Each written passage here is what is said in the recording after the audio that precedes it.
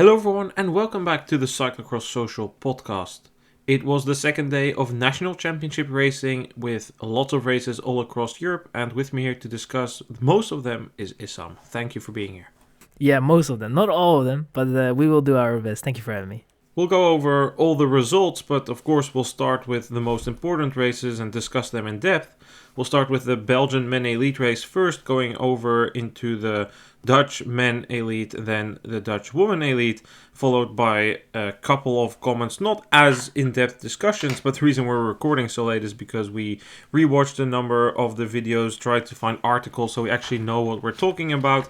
We'll for sure go in on the British Championships, the French Championships, probably as well a bit on Spain and Italy and Switzerland, but they were a bit less important, I would say, due to the fact that they were a bit of a walkover win or because the riders there are not of the international top level.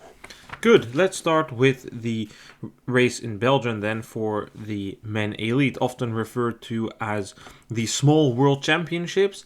And even if it's not a small world championship, your national championship always brings extra stress with it, right? There are always factors that can go wrong. The stress is always an influential factor on days like these. In the junior categories, many of the top favorites fail to deliver on the day, be it because a crash, because a mechanical issue, just because the day wasn't there, because of pressure. All things happen, and in Belgium at the start it also kind of looked like that happened to Thibau Nys. He had an initial decent getaway, but was swamped going into the first corner and was 15th. He needed to chase with Van Toerenhout and Aert setting the pace early on in the first lap. There was no major difficulty for Nys coming to the front, and he got there quite quickly, placed an attack in the third lap. This attack showed that he had the legs to compete for the win, but it was way too early for him to make a move. We got 6 leaders: Niels van der Putten, Thibau Nys, Michael van Toerenhout, Toon Aerts, Emiel Verstringen and Laurens Sweeck. Going into the penultimate lap, Sweeck placed an attack. He got away with Aerts in his wheel. Nys was a bit further behind, some 5 seconds down, but on the road straight he was bickering with Van Toerenhout and Van der Putten. None of them wanted to close the gap to the 2 leaders. Nys eventually decided he had to do it if he wanted to become Belgian champion, and as they went into the forest he put himself at the front of the chasing group. He closed the gap, made a move in the off-camera to take the lead and attacked immediately on the road section after. Sweeck made a decent impression all day, had to sit down way earlier than Nys, who kept standing on his pedals, powering away from the rest, taking his first Belgian elite national title. Sweeck clinched second place. Behind there was a battle for third place, with Van der Putten going into the final lap with a small margin over Aerts. Eventually Aerts got back into the mix there, got on the wheel of Van der Putten, overtook him and took third place. A win here for Nys, Issam.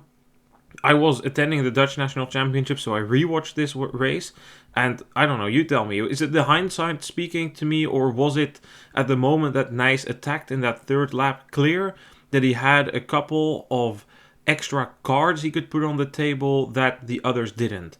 His acceleration up that road climb looked impressive. He was able to ride that steep climb after the stairs, and also on the final climb, like the steep climb, it's not the super steep one, but between the trees at the backside of the course, he also looked very powerful there. When he launched his attack there, at least was in the lead and tried to put them under pressure, I think there it was clear that was a section that suits him perfectly that day, and it was incredible to see the difference between him and the rest behind him in that section. And I think that from there on it was basically, he probably got that idea as well that if he was able to play his cards well, this could be victory was up for grabs in a way.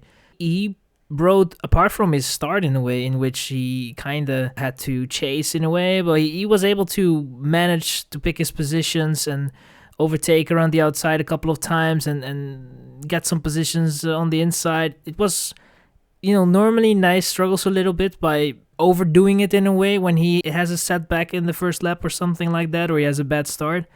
But now he really kept his composure. He was very cool. He knew that his time would come, and it was a very mature ride. It was a strong ride, and after that attack, I think that all the competitors looked at that and were like, what's going to be difficult today to beat him? And penultimate lap when he attacked there, Sveik, the way he set up on that asphalt climb that you have there on the back, I think, he realized at that moment that he's probably not going to see him again. And it was decisive. It was very strong. And I think that no one, was able to match what Nys was doing today, and a very deserving champion. It was a very mature ride by Nys today. Those overtakes when he had that bad start, he was 15th, was nice to see. It was fun to watch him move through the field. He made some really good moves also on the first left-hand off-camber corner around the grandstand of the main straight. I do think that the atmosphere around Nys helped him preparing this race. I don't think it influenced the decision-making of the other riders. They knew that Nys was a dangerous rider. But you have heard me say it before, Nys had this phase in the season after his win in Lokeren that for a couple of weeks it just went downhill, right? Merckx messed up his positioning, doesn't compete for the win, lets Van der Haar go ahead. Then there's bad race in Hamme, bad race in Antwerp, bad race in Dublin, bad race in Namur, bad race in Hulst. And I made the point at some point, like, he keeps bringing up these excuses, and they can be valid because he does show occasionally that he has the legs and the form to compete, but it needs to come out, right? You're as good as your last race to an extent. But especially if it's like 4 or 5 weeks in a row, you're like, okay, do you really have the form, or are these just excuses? And it was clear that with Nys, it weren't excuses because he delivered a fantastic Christmas period. He was second in Zonhoven behind Van der Poel, third in Gaveren, second in Loenhout, should have won in Diegem, should have been in contention for the win in Baal. He was solid, but it seems like the Belgian press was kind of stuck in that bad phase, and therefore, Nys, I don't know, he's been too inconsistent this season. Will he deliver? We know from Nys he's a championship guy, and that was the narrative pushed at the European Championships.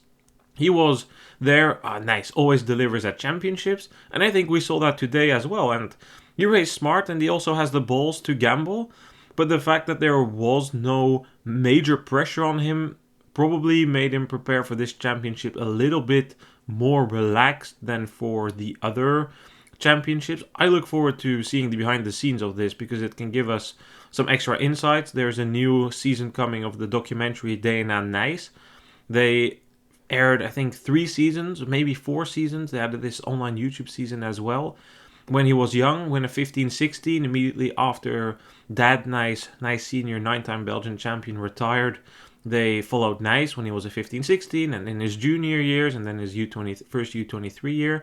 They're coming back, so it will be interesting to see if we can see any of those dynamics coming to play. But I thought a very moment that illustrated like how calm he was going into that penultimate lap, right? Sveik and Aerts go away, and what does he do? He decides, well, I'm just going to gamble here a bit. Van Toerenhout, you do it. Van der Putte, you do it. They get 5, 6, 7 seconds, whatever, 9 seconds. And then he closes the gap, constantly being aware, looking back, making sure, okay, I'm not going to go all out. But eventually he closes the gap and turns it around. And I don't know if you see some parallels to the women's race there as well. Yeah, in a way, you were definitely looking at a similar race in terms of the strength. The strength of field was, if you look at how Ribeiro was there compared to her competitors, there was a difference. And I think with Nys, it was very similar. He was quite strong. He waited his moment out, similar to Ribeiro. Ribeiro didn't have the greatest of starts. I had to get back to the front. I think that Nys was definitely way more, composed, and he picked his moment, I think, a little better than Ribeiro. But in the end, Ribeiro was also, the difference there between her and the rest was quite there and was significant. And I think for Nys, despite the fact that Sveik definitely was up there, and we mentioned him, we saw him as the main favorite in a way, especially due to the races, the way he won them and how he picked them. And we also kind of knew that he definitely saw this as a very important race. But I think Nys was also very open about it. He saw this as an opportunity. He saw this as a goal. He wanted to be very good here. Despite the fact that we thought that Sveik definitely looked like the main favorites, Nys was always someone that we had to take into account as someone that could also do the job and take the championship home. And he pulled that off. And yeah, as you say, there was definitely some similarities between the men's race and the women's race. But I feel that, the way Nys was racing today, it was very strong, and it's good to see. I think that if you look at how he was racing today, if he's able to do that next season, on multiple occasions, it's going to be very difficult to beat him, because I feel he can only get stronger and stronger. So yeah, I think this is definitely, there was a very good race, a very good outing from his side, and it's going to be interesting to see what he can do on the next championship, which is coming up very soon, the Worlds. His eyes are certainly already on those World Championships. He had a small gathering with his fans on the Ballenberg, but he immediately said, well, yeah, I'm not gonna stay too long here. I arranged a couple of big fusts of beer for you, and I will just go back. I'm flying to Spain tomorrow. Eyes are on that next goal, getting a medal at the World Championships.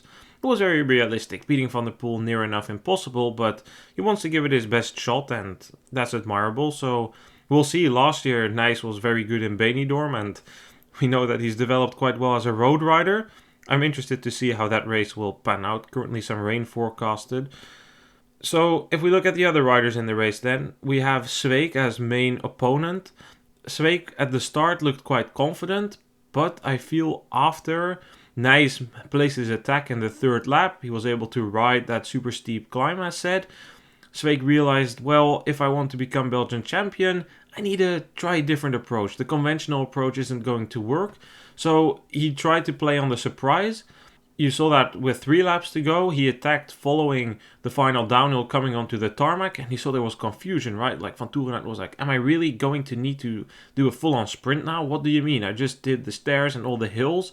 I guess I have to do it. And then Nys places the fake attack, but the lap after, Sweeck just tries the same surprise attack, and this time it works. He gets away with Aerts.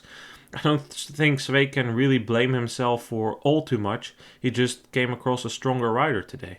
Yeah, exactly. I could maybe have waited a little bit more, but to be honest, I think that it was, he was kind of forced into that, mainly because he saw how strong Nys was, and it could have worked out a little better, but it didn't. And Nys was, the moment they were off the asphalt section and they got into the course, Nys knew immediately, okay, I can now take initiative and make sure that Van Toerenhout at least has to work in my wheel.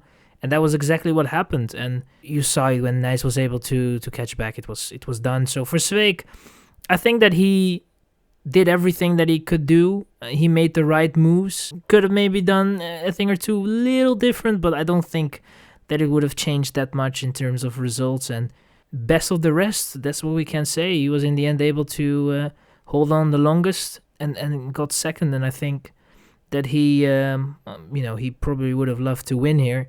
But I think he can be relatively satisfied because he really put up a good fight and was able to be a worthy contender. It's also what we predicted in our preview podcast, right? The course in Zolder, despite the conditions, was still quite fast. It was perhaps a bit more draining, a little bit slower than typically for Zolder standards, but it's still in nature a very fast course. And on those courses this season, we've seen that Nys and Sweeck have consistently been up there. Nys really on all courses recently, but this was also a good course for him, especially with those steep climbs at the final part. We all remember his win in Waterloo last year where he was able to ride up the Trek Factory wall. And then for third place, we got a bit of a mix. We tipped Van de Putte for there, but we also acknowledged that because he did so many Christmas races, a win would be difficult. And you saw that he had to deal with the riders who found a course here that didn't really suit them, right? He was up against Verstringen, Viseur, Aerts, Van Toerenhout. Guess we can talk about Van Toerenhout in the context with Iserbyt in a bit.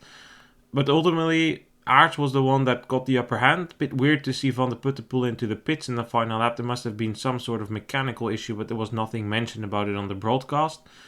Aerts in third feels like very much a Toon Aerts thing to do at the World Champion or at a championship. I was going to say that at the World Championships, he has like a whole collection of bronze medals. I think 3 or maybe even 4. He's always finishing third, it feels, at those national and European and World Championships.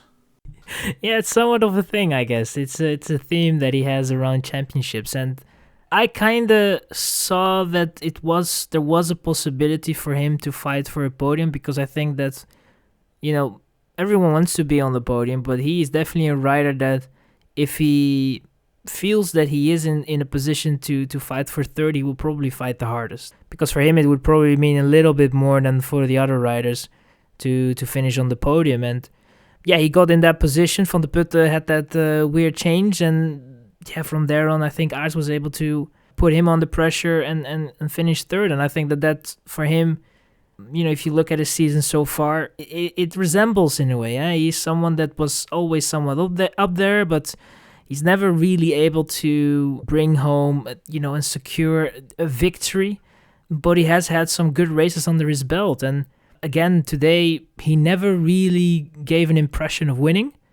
Because when Sweeck attacked, he was in the wheel and then he took over. But you still kind of knew that Sweeck was the stronger of the two. And that was actually for the entirety of the race. He never gave me that impression that he was going here for victory. But, he was definitely up there and he was riding very strong. And I think that the podium was that was the highest achievable for him. And I think that he can also be very happy with his result. So I think in the end we had three guys on the podium that were quite satisfied with the race and kind of knew that they left it all. And, there was not really much they could do to change the results. I think all three were quite satisfied. Aerts made one mistake in the race. That was when Nys attacked. He messed up the corner before, but it didn't influence his race result in the end. He came where he belonged. You picked him for third in the preview podcast. Good pick. I think I went with Van der Putte thinking he would just about get the edge. But yeah, there was an evenly matched battle there and Aerts deserved that position. If we look at the entire top 10, we see that behind Nys, Sweeck, Aerts and Van der Putte we find Verstringen and Wieseuren. Two riders that they were up there but never really featured in the race. They are a bit more course prone than Aerts. Aerts, sure, he excels best on courses like Namur and Gavere. He is a bit more developed already for the courses that don't necessarily suit him best. 7th place went to defending champion Iserbyt ahead of Adams, Van Toerenhout and Soete. So now, as promised, I think we need a circle to the Pauwelsausen duo, Issam. We both thought they could have been in the mix here. Van Toerenhout kind of was, but then he crashed in the penultimate lap in the corner of death is what they were calling it. The super steep downhill before the second set of stairs in the course. That was a tricky downhill, but even before that, he and Iserbyt both didn't really seem to have their best day. Iserbyt had a bad start, had apparently been very sick this week, although the reports on how severe it was kind of differ a bit. Both made a lot of mistakes. Iserbyt slipped on the stairs, regained connection with the leading group, but then crashed outside of the camera view and never really came back forward. Van Toerenhout had that crash later, but also made some mistakes. Not really a good day for the Pauwelsausen duo. No, and especially if it's a significant race for that team, for Mette Penningen. They want to do well on these type of occasions because they know that if you take championships into consideration, the Worlds is never really a thing because there's a Van der Poel starting, and then for the Belgian championships there is always a possibility if Van Aert is not there, and he wasn't. So then it opens up a possibility to gain a jersey, and they really see they really add value to the team, or they see that it does. And yeah, it was for Iserbyt. It was a bit of a weird race because I think his initial start wasn't that bad, but I think after that he was somewhere around Nys, and Nys was able to move up while Iserbyt was going backwards in a way. And I think that for Iserbyt it was basically an entirety of a race in which he was trying to catch up, and something happened didn't help his case in a way of trying to make connection to the leading group. He didn't have the greatest of days either, so I don't think that was the only reason, but it wasn't great for Iserbyt. And for Van Toerenhout, the first lap wasn't amazing, but he was up there in the front, and it looked like he was going to play a role maybe for a podium. But then, the crash, you just saw it the moment. I think he was already irritated because of the way Nys didn't want to pull there on the start-finish straight. And I think that it just got to his head, and then he had to chase because Nys really put the pressure on him. I don't think he was very comfortable with that situation, and it might have gone to him. And with that crash, you just saw the gesture, you saw his body language. He was annoyed. He was very much annoyed. He had no interest in really continuing to chase, and that was his story. And that was all it was. I think for both riders, quite disappointing, and it also in a way reflects a little bit on their season because despite the highs, there also have been some lows, and I think for they would probably have seen those lows a little less than it happened this season. It wasn't the greatest of seasons, but nevertheless they have booked some good results in a way, and that saved their season from being bad. But a title would have definitely helped them out, and it was not meant to be. Let's move on from Belgium then towards the Netherlands, but before we do so, to avoid very long reading list at the end, I will briefly, between all the races, give you some results from other national championships. In this case, we'll circle to the Danish national championships, where mountain biker Caroline Bohe took the win in the women elite race ahead of Anne Dort Lipskiet, 40 years old, and then junior Mil Voldager Nielsen. Men's elite title went to Daniel Wies Nielsen ahead of Mats Schultz Jorgensen and Jonas Posselt Gamborg. To the Netherlands then, I attended the race. It wasn't broadcasted, so I think it's good if you ask me a number of questions rather than the other way around, because it's a shame that it wasn't broadcasted. Let me first start by saying the course was super muddy. I am very pleased my car did not get stuck in the mud. Multiple cars did get stuck in the mud, but I could exit the field nicely. My Mazda CX-3 proving why the CX is in the name. No problems there. My boots did not get stuck in the mud. They were on my feet all day. Also saw several boots left behind. So, pleased with that. I was also very pleased with the racing, because I saw one of the best races of the season in the men's side. Del Grosso set the pace in the first lap, but it wasn't too special. There were 6-7 leaders at the end of the lap. But then the game started. Ronhaar versus Nieuwenhuis. Two riders that both wanted to be at the front of the race, and they kept pushing each other, kept trading positions, kept increasing the tempo. For a while, Del Grosso and Van der Haar were on the wheel, but then Van der Haar had to let go. Remained up front Del Grosso, Ronhaar and Nieuwenhuis. And pretty much for the first 30, 35, maybe 40 minutes of the race, Ronhaar and Nieuwenhuis just kept pushing each other, with Del Grosso sitting in third wheel, a second, maybe 2 seconds behind at times. It looked like Del Grosso was stressing, but he really was just chilling actually. At some point, I think 35-40 minutes into the race, Nieuwenhuis made a small mistake. Ronhaar got a 6-second gap on Del Grosso and a 12-second gap on Nieuwenhuis. And that's when I knew Del Grosso was good, because he closed that gap. He came to Ronhaar, the two waited, allowing Nieuwenhuis to come back, but Nieuwenhuis was done. They kind of settled into a relaxing pace until the start of the final lap, when Van der Haar nearly regained connection. Nieuwenhuis placed an all-or-nothing attack. It wasn't to be for him. He got passed by Ronhaar and Del Grosso. They traded positions, but in the first part of the course, Ronhaar had been better all race. Ronhaar opened a gap of 2-3 seconds on Del Grosso as they passed the pits for the second time. It looked over for Del Grosso, but he managed to close the gap on the power sections as they neared the final minute and a half of racing. Then I'd positioned myself in a place where I could see pretty much the entire final minute and a half, maybe even 2 minutes. I saw them coming past the VIP. They came towards the final running section, and there Del Grosso closed the final bike length. He was right behind Ronhaar.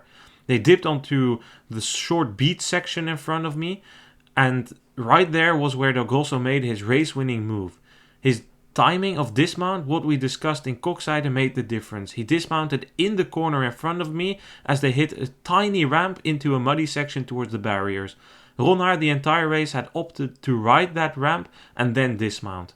He did so, and it wasn't per se bad, but Ronhaar had less momentum than Del Grosso. They were side by side. Ronhaar tried to close the door, realized that Thibau Del Grosso was too far alongside, went back to the running line. Del Grosso took the lead. Into the next 180, Ronhaar tried a dive bomb. Del Grosso dive bomb back in the next 180. Shoulder to shoulder, they were rubbing, and then eventually Ronhaar made a small mistake in front of the party tent in an easy right-hander. He had to dismount, remount it, was back in the wheel of Del Grosso, but he ran out of road. After the running section, there was a bridge. Del Grosso topped it first, and Ronhaar knew he finished second. Del Grosso took the win ahead of Ronhaar and Nieuwenhuis. It was such a spectacular race. This is such a shame it was not broadcasted.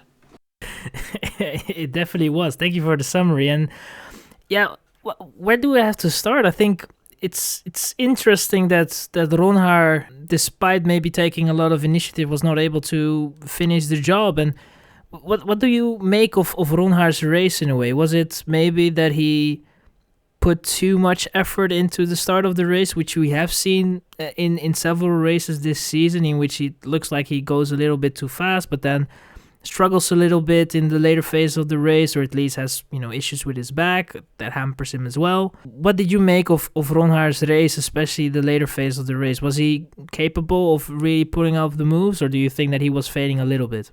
So that was the big question, right, coming into here. We knew that this course suited Ronhaar extremely well, but we've seen him in the past couple of weeks.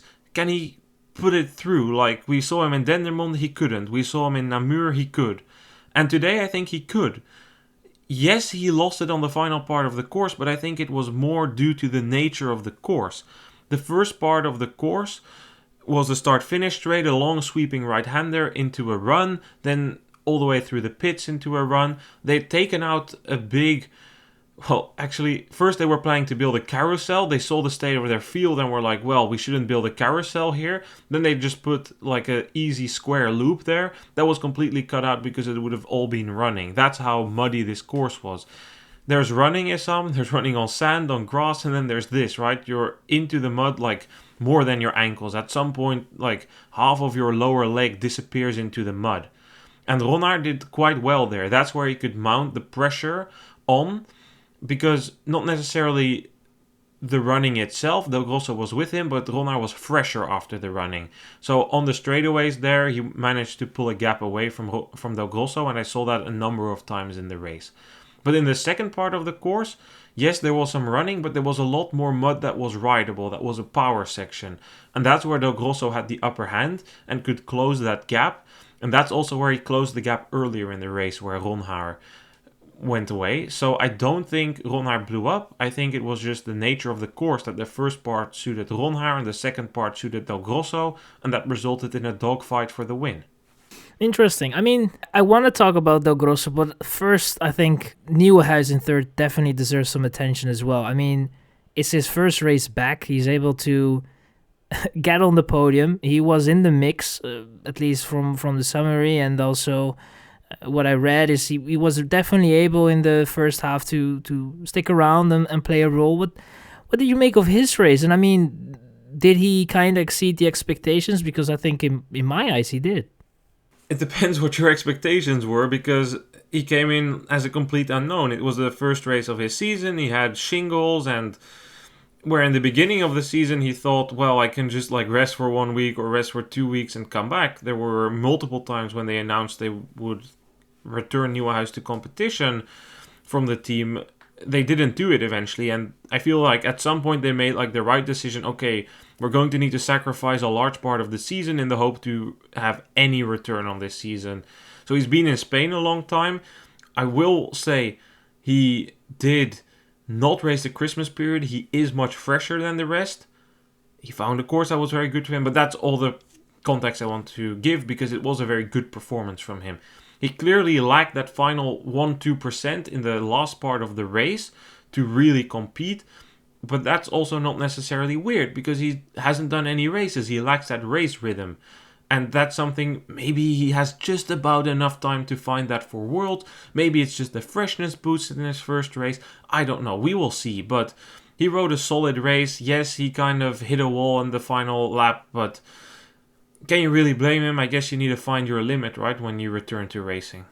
I think he was definitely very eager to show off that he has good form. And it's just hard to judge. You don't really know what the rhythm of the race will be. And in a way, for me, the expectations were that I thought that if he was going to finish in the top 5, it would already have been a success. So I think being in the mix and finishing third and not that far off definitely helped. And I agree definitely that it could have had an effect in terms of him being quite fresh, not having done the Christmas period at all, and jumping in first race. That will definitely have a benefit, and it will be interesting to see if it will be an upwards trajectory towards the Worlds, which he needs to be selected for. But I think this result definitely could do a good deed for him, and he's probably selected, I guess. But it's going to be interesting to see, because he's now planning to do Benidorm. He goes to Spain, Maasmechelen and Hogerheide, and then the Worlds. It's going to be interesting, and I think for him, a big relief. Well, I guess we have to go now to the winner, Del Grosso. We kind of expected him to play a role, and we saw that he was getting better and better. But can we judge it as a surprise in a way? Because we both kind of mentioned him as someone that normally should be able to finish on the podium. He was able to do the job. He was able to beat Ronhaar. But what can we make of this? Is this, is he now someone that maybe should go to the Elites World Championships, and his race overall, it seemed to be like a very smart race, and he chose his moment quite well. So to answer your first question, is this a surprise? No, we both predicted him for the win. Yes, the course was a bit harder than that we anticipated, but where have you been this season if you think this is a major surprise, right? He was 5th in Namur on an extremely tough course. He won every single U23 race he did, most of them in quite some fashion. In Gavre, he also finished 7th on a very tough course. He was way up there in Diegem fighting for a podium place. He was fighting for the win in Kokzijde. So I don't think we can really call this a surprise. Sure, you need to deliver on the day and stress doesn't seem to get to him. Sure, the course was hard and suited Ronhaar very well. But we also know that Del Grosso is already one of the best riders in the world and rapidly becoming. Should he race the Elite World Championships? He made it very clear he does not intend on doing so. He said, well, some performances like this and Diegem make me doubt if I maybe should, but I prefer to race for a world title than try and finish on the podium of the elite race. I'm not quite sure I would do that, and I think that's the right assessment, at least in his perception of it's not certain that he will podium the men elite race. Sure, he finished 2nd in Kokzijde, but that's also his only elite podium he has, right? So despite those good results, I can see why he wants to do that. It's not like the cut clear decision, hey, you choose between a guaranteed podium or a guaranteed pretty much world title. So I feel like that discussion is settled and we won't see any upgrades. Backset has also said she's not thinking about upgrading, and also for her I can see the reasons why she wouldn't do it. So I think in that there's no real discussion for us to try and stir up. They've made their decision and I'm not sure I disagree with it either. I can understand it as well. I think that he wants to win the title. He wants to go for victory, and at the elites, a podium is going to be quite difficult. Do you want to give up? I wouldn't say a certain world championship, but if he's going to start there with the men's under 23, he has a very good shot of winning it. To go and play around with the elites, and you don't even know if a podium is going to be within your possibilities. So yeah, I see why he would do it, but I would have also kind of liked it if he was going to race the elites. I personally would have preferred elites, but it's his choice, and I have nothing to to add to that in a sense. But in fourth, Lars van der Haar, was it in the end? He was not that far off of Nieuwenhuis, but what do we have to make of his race and his season? To be honest, I mean, was it kind of reflective in a way? Did we see a Van der Haar that we have seen so far this season, kind of struggling, not really being able to get himself in the race, and sometimes having a good moment, but then in the end just not really able to hang on? He kind of got dropped a bit early, but I feel this course just didn't suit him. There was so much running, and sure, you can make the case that 2 years ago in Zaltbommel, when they were literally in the floodlands, sure, he was way up there with Nieuwenhuis and he won, but it took him like 2 months to recover from that performance, and his form is not as good as it was 2 seasons ago. He had that really good race in Gavre, but then has that knee injury that hurts him a lot when he's running. So yeah, I feel like this was the maximum he could do on this type of course, and in that regard he's been quite unlucky that for the past few years the Dutch championships have been on courses that all have been completely ruined like this. They are all disgusting, gross mud fields. The last time we had one that wasn't was in Rukve, and he took the win there. And then next year we will go to Huiberge, so who knows? I mean, with Del Grosso there is a new kid on the block, a very worthy opponent who can do it on every single track. Yeah, I feel for Van der Haar, also he's turning 34 this year, like his best years might be behind him, and it's also something that we might need to start accepting, that he's unable to chain together such a consistent season as he did 2 seasons ago, when he was really up there, really consistent almost every single week, and was in contention for a podium at the World Championships in Hoogerheide. From the rest of the top 10, behind the top 4, we find Kamp, Van Kessel, Van der Einde, Sole, Hendricks and Van Lierop. Just want to mention Ryan Kamp. He rode a good race. He had some sort of issue in the first lap. He got into some sort of barging again with some other rider and then needed to fight his way back from like 17th. So it was a decent comeback, but also 2.5 minutes down.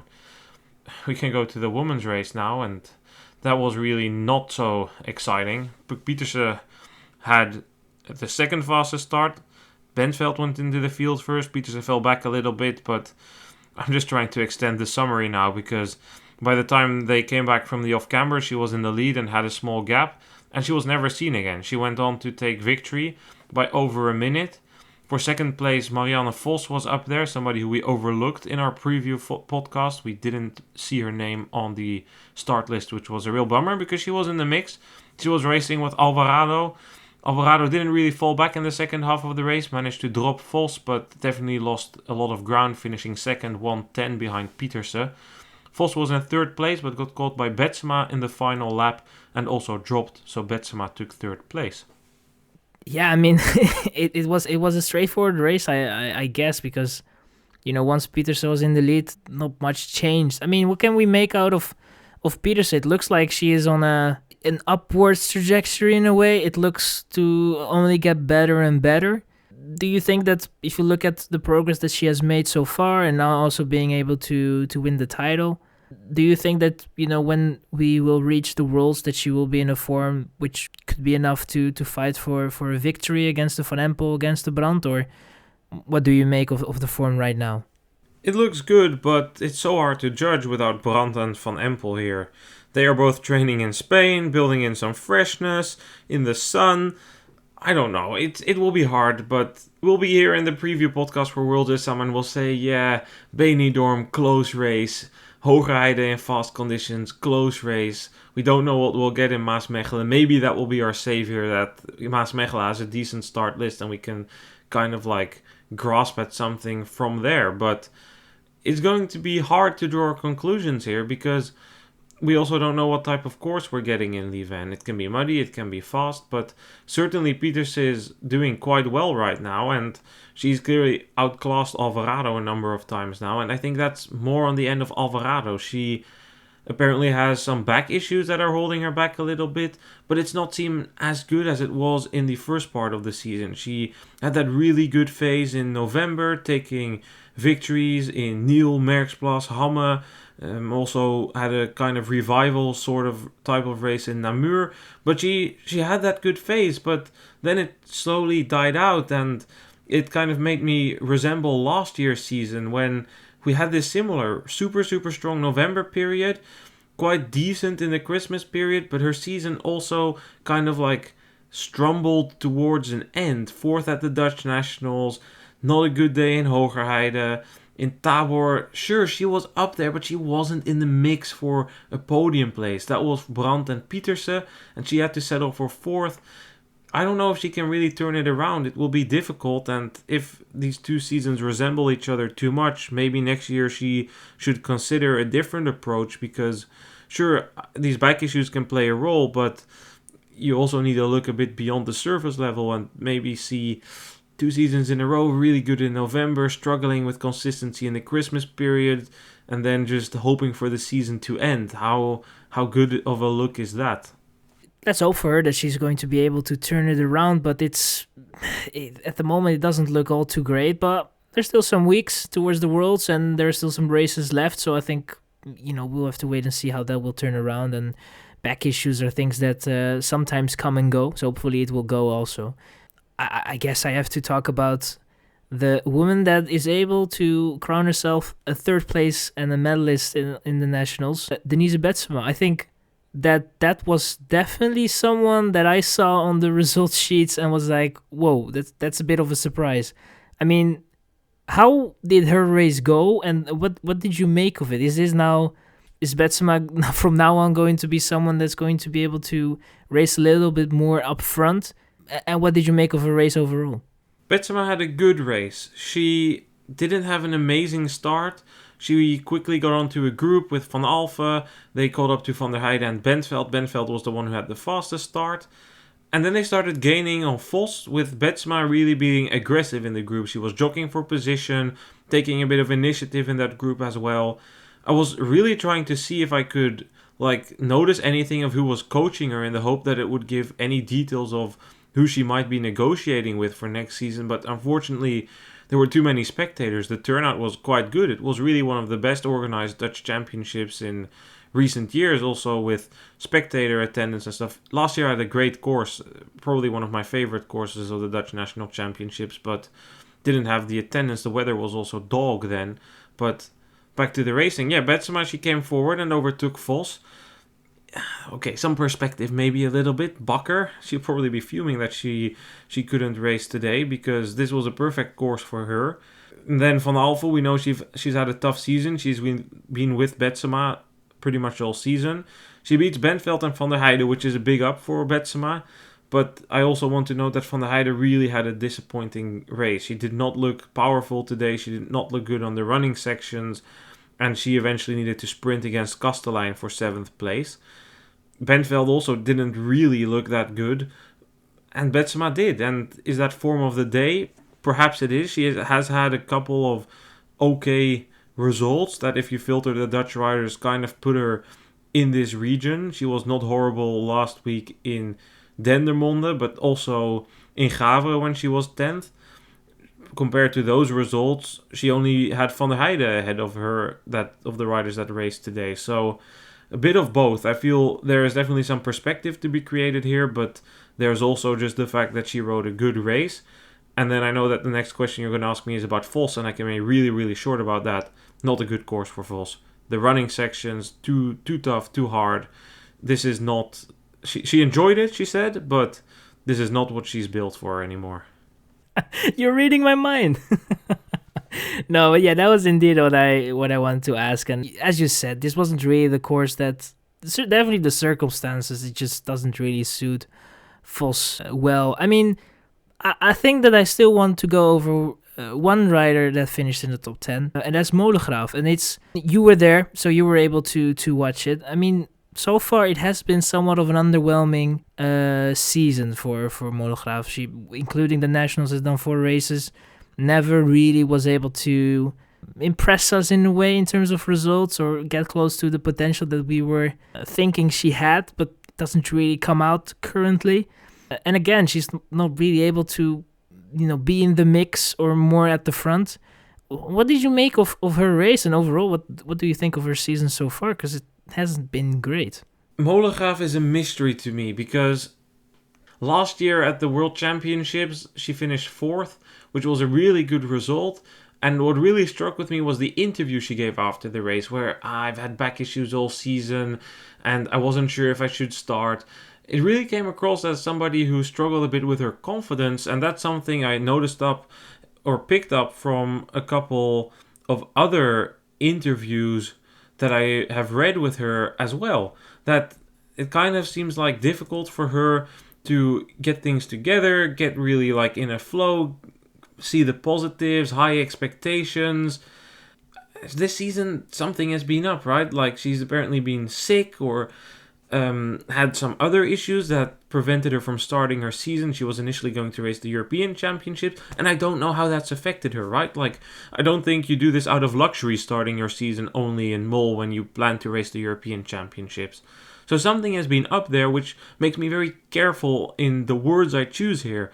But this season has not been great, right? 7th in Mol and 8th in Loenhout, those are not the most stacked races. It looked to me, what I saw in Besançon when she was fading, and today she also faded in the race, it looked like the head went down, and I can understand it because she can do much better than this. Last year, despite those back issues, we saw that 9th place in Zolder. That really stuck with me. That was oh wow, that's a really good result. And she had a few of those standout performances also in the World Cups. And this year that just hasn't been there. She's also only done 4 races. But it looks like something isn't right there.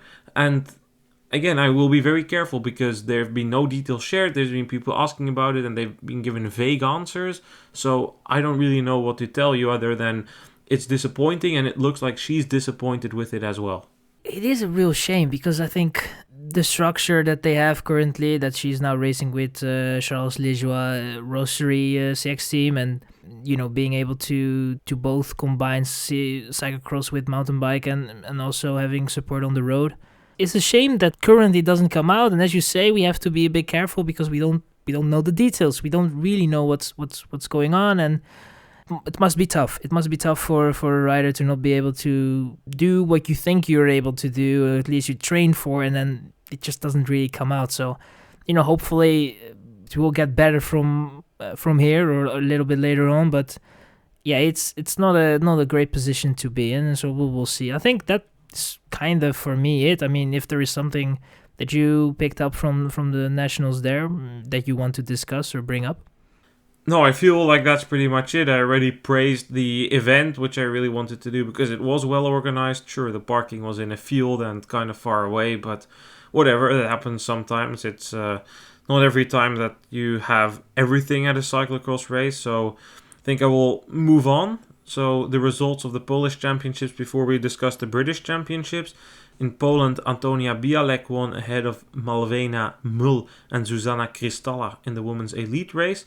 The men's elite title, no surprises there, went to Marek Konwa ahead of Filip Helta and Kasavier Gardnek.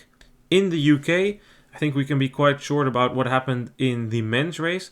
Cameron Mason came in as the big favourite. The question was, can Thomas Mean perhaps force a battle here?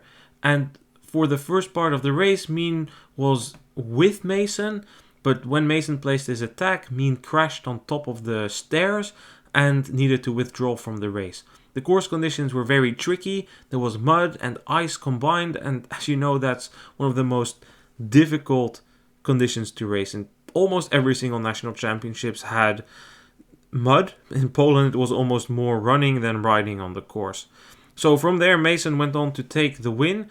Ben Chilton took second place with Daniel Barnes completing the podium. Oscar Amy was another rider tipped for the podium, but he also had to withdraw after a crash. Issam, I think nothing more to be said than job done for Cameron Mason. Yeah, job well done. And it's going to be great because we can recognize him quite easily in the field, and hopefully he's going to be able to show his jersey this season and also next season a little bit more often up front, because he struggled a little bit this season. He had his ups, but overall it hasn't been the greatest of seasons, and it's good that he's able to recrown himself as a champion, and hopefully we can see the British jersey more often at the front next season. The women's race in the UK was a lot more exciting. There was a bigger battle for that title. Honestly, the course was more technical than I anticipated it to be. For some reason, I had the course of Crawley in my head and not necessarily of the Cyclo Park. And I thought it would be very, very different, but it was technically challenged, and those challenges provided major issues for Kat Ferguson and Imogen Wolf. They were under pressure. In the second lap, Xan Kreese opened a gap.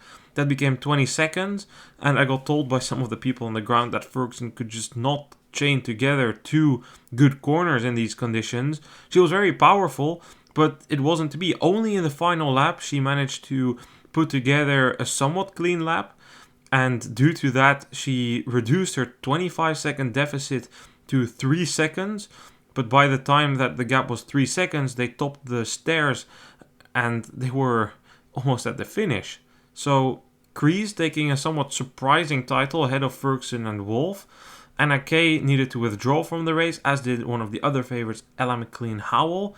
They both were already a bit on the back foot before, but unclear what was the deal there. They might have been sick or just not feeling entirely fit. So Kreese, I guess, a surprising title. She called it the day of her life, whereas Wolf and especially Ferguson posted on their Instagram like technical skills and then some poop emojis. That's probably what we need to take away here. Oh my goodness. I can definitely understand that it would be best day of her career. I think a title is always special, and it definitely comes as a surprise for me at least. But yeah, we didn't even know before the championship who was going to start and who was. You know, I'm a bit conflicted here because I think in a way it's obviously great for her that she was able to put it off. It's also a bit of a shame, I would say, that one of the talents wasn't able to win the race.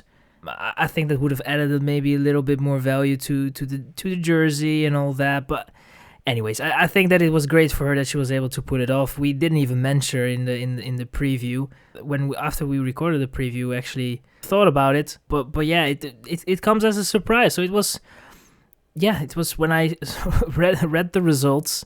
I was a bit surprised, and after the stories were told and we got some intel on that, it comes less as a surprise because we have seen that both Wolf and Ferguson struggle at times. Technically, Ferguson maybe a little bit more, but yeah, they were not able to put it off, and that's sometimes how it goes at championships. I will say this though, it is good to see Ferguson back in action after that super nasty crash in Hulst, after which she needed to stay in the hospital a bit. She clearly didn't give up and still hopes to make the best of the remainder of the cross season. Whether her technical skills have suffered or if they're just not really at a good base level or both, I mean, I'm probably going to say both here, that remains to be seen. But ultimately, I don't think you can argue against the win of Kreese. Sure, she didn't have the power, she wasn't necessarily the strongest, but that's also not what it always comes down to at the national championship, or at any race actually. It's the beauty of cross. No two races are the same. And if we host this course or this race at a course that's super straightforward, like Zolder, 9 out of 10 times Ferguson is going to win. But that's not cyclocross. Cyclocross requires essential cyclocross skills, and the core cross skills are cornering, and then also ability to dismount, and probably you can also say off-camber ability, running ability. Those are core cyclocross skills, and if you don't master those technical skills of riding off cambers, dismounting, being able to corner well, picking your your lines wisely, that's also part of the sport, right? Power only gets you so far, and these are real good illustrations. I went to a couple of local Dutch races this year when I was working for Eurocross Academy, and there you could see Loes Adegeest on the road, Women's World Tour rider for FDG. 2-minute head start towards our 15-16 girls racing. She gets caught. This is a Women's World Tour rider who's won a Women's World Tour race. But because she can't corner, she doesn't even have these super explosive accelerations either. A 2-minute head start against riders who are aspiring athletes that are 10 years younger than her, it's not enough. So sometimes you also see the aspects of how important it is, and it's not always seen as much. I think if anything, cyclocross now is as technical as it's ever been. Those Belgian courses, compare that to the courses of 15 years ago, it's a lot more technical, a lot more corners, a lot less straights. The days of the Wortegem-Petegem World Cups, they are behind us, and probably Ferguson will be a bit sad about that. Yeah, I guess so. I mean, I didn't really want to do anything and talk the performance down or anything. It's just, I think that if you will look into next season and where the jersey will be at, I think of course locally it will definitely be raced more at the front, but you know, that's just the perspective I kind of want to add to it. But as you say, cyclocross is all about that, and it's getting more and more technical, and if you're not able to master that, it's going to be a very difficult discipline to be on your A game and be able to take these opportunities. Because I think if you know, as you stated, if she was able to put a couple more laps under her belt that went a little more flawless, then she probably would have been able to pull it off. So I think she also has some blame to it, and it's good to see that Ferguson at least is now back on the bike and able to get a rhythm going, and we'll see what that will do for the Worlds. But that sums it up right. I mean, you have to be a complete rider in a way to win races, and it's not only about the power and the talent, but you also have to be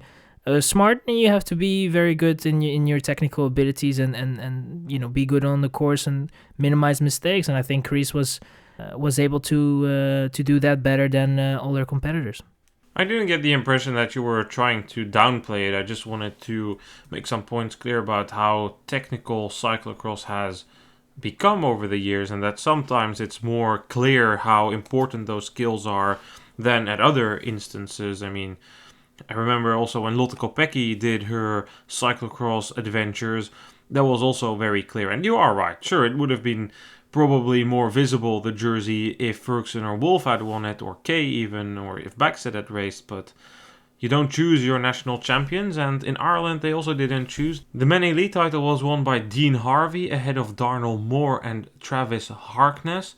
The Women's Elite title went to Esther Wong ahead of Greta Lawless and Hannah McConnelly. Then we crossed the channel on the other side, Issam, because in France there was also racing.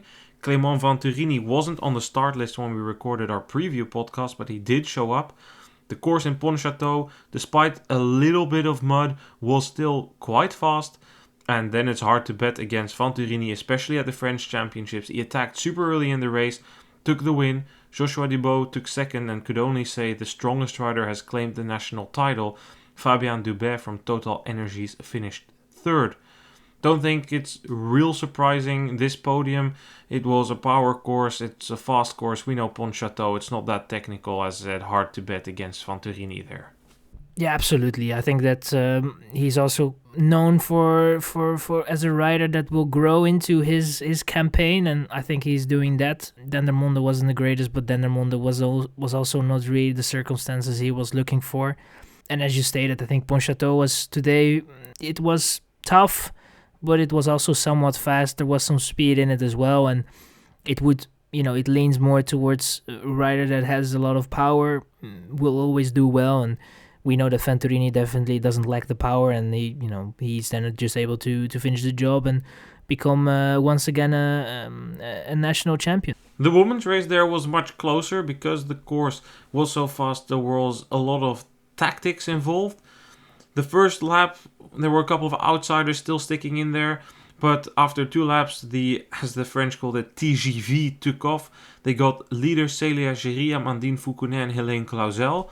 Going into the final lap, Clauzel placed an attack, knowing that she didn't want to sprint against 2 road riders. Géry and Amandine Foucounet played a game of who blinks first, a chicken game. You can call it the car crash game. There's lots of theories about this. Who goes first? Who is the first one to start chasing? Clauzel's lead was growing, but eventually Géry couldn't wait longer. She made the effort, closed the gap to Clauzel. Predictable scenario played out. As soon as she got there, Foucounet accelerated. Clauzel could follow, but Géry was dropped. Foucounet then won the race in the sprint ahead of Clauzel and Géry. Géry was my pick for the title here, Issam, so obviously a bit disappointed, but she can be somewhat proud of her result here, but she also probably can learn a valuable lesson here that sometimes it's worth not blinking and not putting the car back or braking before the corner, whatever theoretical model you prefer to use here. So, yeah, I guess it was an entertaining watch, I will say, those final 2 laps, but a bit disappointing for Géry. Foucounet happy to finally get the success here, and Clauzel left a little bit disappointed, but did all she could. Yeah, it is. I think Clauzel definitely will be disappointed because I think she holds a lot of pride wearing that jersey. But yeah, Foucounet played it very smart and had the jury that cracked under the pressure that she was able to put on. And I think that is it's crazy, to be honest, that we are speaking about a jury being able to fight for an elite title and being in the mix. And I think that just shows the talent that she has. It's great to see that she's able to be in the mix. It's a shame for her, obviously, that she was not able to pull it off, but I think a valuable lesson learned, and someone that will get hopefully many more chances to be able to get the jersey and win on the nationals. So I think overall it was somewhat the riders that we expected there at the front. Foucounet maybe wasn't my main favorite, but she definitely pulled it off, and she was on an up. She had some good results, and she was definitely up there, and eventually pulled it off. So I think also for Foucounet, a very strong result. And a very good course for Foucounet, because her cornering ability is atrocious. It's no surprise in that regard that both her national titles have come here in Pontchâteau. She said, finally I get the success, and that doesn't mean it's her first success. She won here in 2021. That was a bit of a surprise. Back then, still Clausel was favored, even on these courses. But after that, she had a couple of years in which things didn't really go her way. She was third at the championships in Louvain in the mud. Then the year after, things didn't click for her at all in Bagnol de Lon. And last year in Camor, she was second. That was quite a close fight for the first part of the race, but ultimately she needed to settle for second there. So she was happy that after a couple of years she could return back to the top step of the podium. Somebody who returned to the top step for the podium a 7th year in a row was Felipe Orts. He took the win in Spain ahead of Joffre Culel Estrap, with San Milan taking the 3rd place. That is Mario San Milan. No Kevin Suarez Fernandez on the podium. It feels like that's been a very, very, very long time that he wasn't on the podium, but he in fact didn't finish the race. The women's race, Sofia Rodriguez Revert took the win ahead of Lucia Gonzalez Blanco. The old queen has been dethroned here by her teammate. It was perhaps coming a little bit, but it's still always something worth noting. Sara Cueto Vega completed the podium there. Then in Portugal, just over the border, there were also the national championships where Rafael Sousa took the men's title and Beatriz Guerra took the women's title. Then, time to let you do some talking again, Issam, because the Italian championships also took place. They took place in Fa Diozzaro. And really, that course, I've seen it a couple of times on the broadcast. It's quite nice. It was quite muddy, dry mud, a bit of running involved. The men's elite race was not that close. Bertolini was in the lead and he kind of defended this lead. And the whole race, it was never that big. Like 1-2 mistakes and Fontana would have been back. But Bertolini took the win ahead of Fontana and Seolin. I mean, I kind of just skipped through this race. I didn't have time to completely watch it, but it was on the Rai. I'm definitely going to give it a watch this week.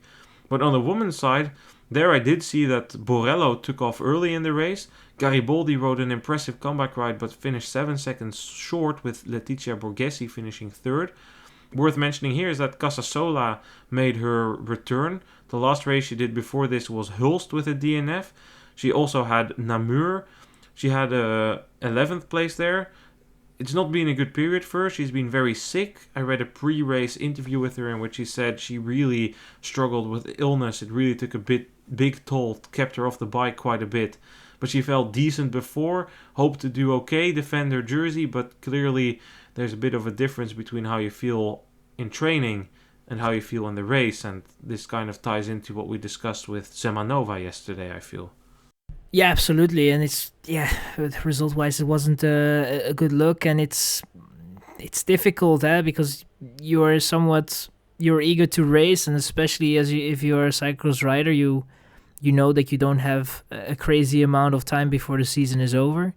So I think that sometimes riders also get kind of put under a certain pressure, and then they might be speaking a little bit too soon and downplay a little bit the symptoms, and sometimes they speak about a certain feeling. They want it to be that way, but in reality it's a little bit different, and it's a shame really, because it looked very promising, and it looked like it was going to be a strong season and a season of learning.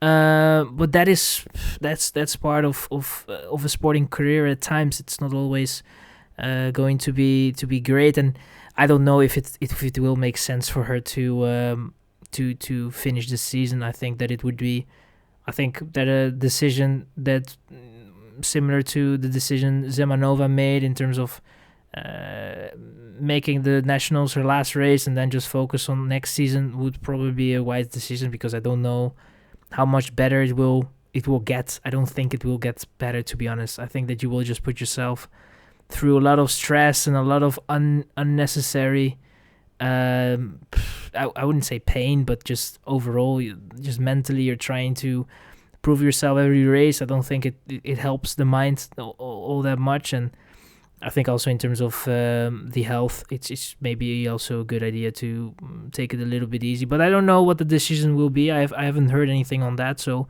we have to wait and see. Maybe it gets better, but I personally think that it would be good if she would call it a day and end the season and focus on next season.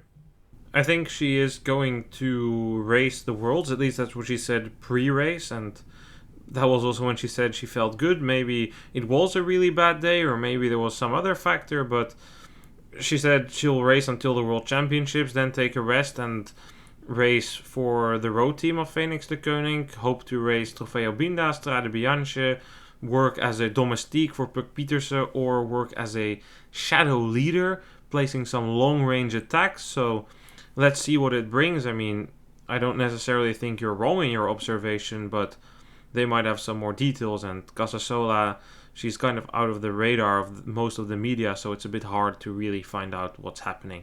Good, time to draw this podcast towards an end with some more results. In Austria, Lukas Hatz took the win and Nadja Heigl took the win. Those are your two new Austrian championships. Switzerland had a funky course. They had a track and field course, an athletics ring for the start-finish, but the rest of the course was made out of tarmac and steep off canvas. Kevin Kuhn finally took the win. He was pressured a bit by Roulier, but wasn't really pushed to the limit in the final lap. Luc Weidmann finished third there. The women's side in Switzerland is always a bit of a question mark. Who's going to show up? How strong is the field? Rebecca Esterman took the win ahead of Lara Kraman and Jana Glaus. Women's cyclocross in Switzerland has been looking quite dire in recent years. In Germany, the veterans took the win. Marcel Meissen and Elisabeth Brandau continued taking national titles. Judith Kral, still after that triumph in 2023, not able to consistently take over as lead woman in German cyclocross. Then there were some other races, no real surprises in Luxembourg as Marie Schreiber took the win. We're still waiting for the time gaps of that race, but in the past we've seen Schreiber lap nearly the entire field. The men's title went to Loïc Bettendorf. Don't really think there's much to say there. No Vash in Hungary in the women's race, because Regina Bruchner took the win there. But in the men's race, Barnabas Vash did race. Barney took the title some 20 seconds ahead of Takac Zombor. Close racing between those two, big gap behind. Then the last results I want to give you. In Romania, Vendi Buena took the win with Josef Attila Malnasi. It's getting late and the names are becoming longer, but those are your Romanian championships. Issam, thank you so much. What's your takeaway of this national championship weekend? A takeaway, I think that maybe you should take it a little bit easier with some of the foreigner names.